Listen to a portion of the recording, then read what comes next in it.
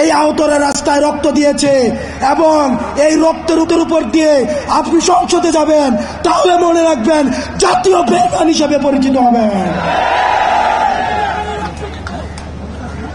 যে আওয়ামী লীগ এখনো পর্যন্ত একটা সরি পর্যন্ত বলে নাই, এখনো পর্যন্ত তার অপরাধ স্বীকার করে নাই, তাদের সাথে কিসের রিকনসিলিয়েশন? তারা ক্ষমা চাওয়ার আগে, তারা ক্ষমা চাওয়া তো দূরে থাক, তারা এখন হত্যার হুমকি দিচ্ছে বিদেশে বসে।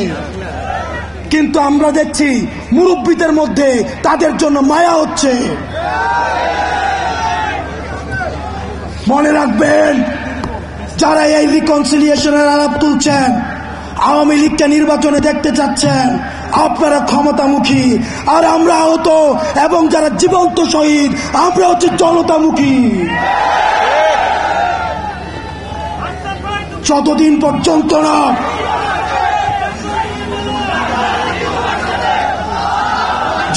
পর্যন্ত না আওয়ামী লীগের বিচার নিশ্চিত হবে, ততদিন পর্যন্ত আগে বিচারের প্রশ্ন। আমি মুরব্বীদেরকে বলতে চাই, যারা বিশেষজ্ঞ রাজনীতিবিদ আছেন, যারা রাজনীতি করছেন, আপনারা ক্ষমতায় যাবেন, গণতন্ত্র প্রতিষ্ঠিত হবে, ভোটাধিকার প্রতিষ্ঠিত হবে, এগুলোর জন্য আমরা আন্দোলন করেছি। কিন্তু আওয়ামী লীগের বিচার নিশ্চিতের পূর্বে তাদেরকে যদি আপনারা রাজনীতির ময়দানে ফিরিয়ে আনতে চান, তাহলে এই আহতদের রক্তের উপরে পাড়া দিয়ে আপনারা তাদেরকে বাঁচিয়ে আনতে হবে।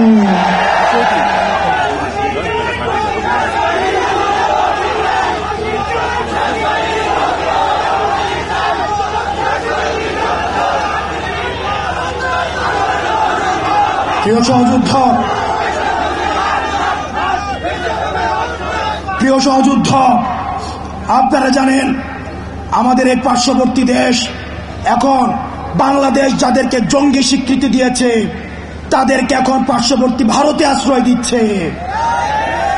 এই ভারতের বেতনভুক্ত কর্মচারী শেখ হাসিনা ভারতের প্রেসক্রিপশনে এই গুম, খুন, হত্যাকাণ্ডগুলোকে চালিয়েছে।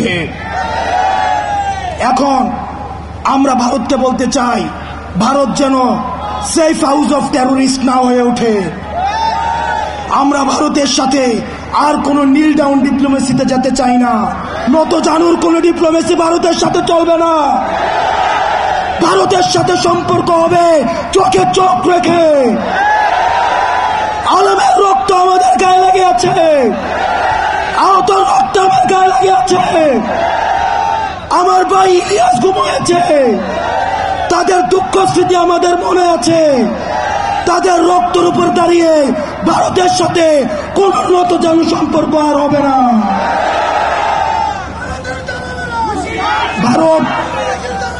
ভারতের সাথে আমাদের সম্পর্ক হবে ন্যায্যতার ভিত্তিতে, আমাদের ঈর্ষার ভিত্তিতে। আমরা বলতে চাই, ভারত জঙ্গিদেরকে এখন আশ্রয় দিচ্ছে, জঙ্গিদেরকে পৃষ্ঠপোষকতা দিচ্ছে এবং গুজরাট কসাই আমার দেশে সাম্প্রদায়িক সম্প্রীতির সেলাসন দিচ্ছে। আমরা গুজরাট কসাইকে বলতে চাই, আমার ভাই আবু আলিফকে দিন দুপুরে রাস্তায় ফেলে জবাই করা হয়েছে। জবাই করার পরেও আমাদের বাংলাদেশে আলেম সমাজ আমরা ধৈর্যের পরিচয় দিয়েছি। এটি হচ্ছে গণ অভ্যুত্থানের শক্তি। আমরা ভারতের কোন ষড়যন্ত্রে আমরা পাড়া দেই নাই। ভারত চেয়েছিল আমাদের যারা বন্ধু হিন্দু ভাই, আমাদের যারা সংখ্যালঘু রয়েছে, তাদের সাথে আমরা সংঘর্ষে জড়াই, কিন্তু আমরা ভারতের কোন ষড়যন্ত্রে আমরা পা দেই নাই।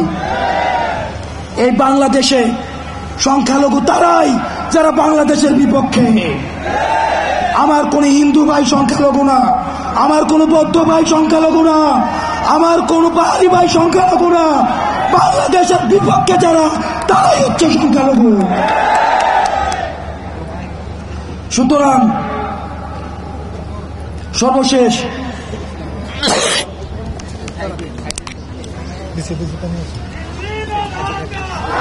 উপর দিয়ে তাহলে আবার বুলেট যেতে হবে। আর কোনো বাংলাদেশে সমঝোতার রাজনীতি নয়, আর কোনো গুম নয়, আর কোনো হত্যা নয়, আর কোনো ফ্যাসিবাদের উত্থান নয়। যেখানে ফ্যাসিবাদের উত্থান হবে সেখানেই আমরা একসাথে লড়ব। ওই আপোষ না রাজপথ, দালালি না রাজপথ, দালালি না রাজপথ, দালালি না রাজপথ, আপোষ না সংগ্রাম, আপোষ না সংগ্রাম।